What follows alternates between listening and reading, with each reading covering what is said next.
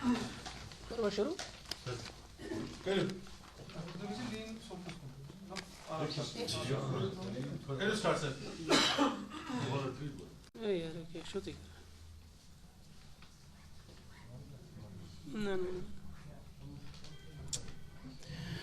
हमारे 4 basic principles होंगे।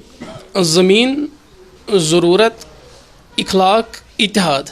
ये हमारी बेसिक 4 प्रिंसिपल्स हैं जिनके इर्द गिर्द ये पार्टी घूमेगी।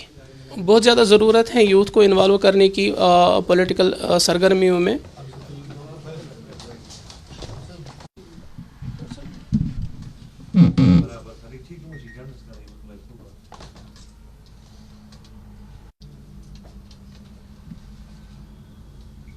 शुक्रिया।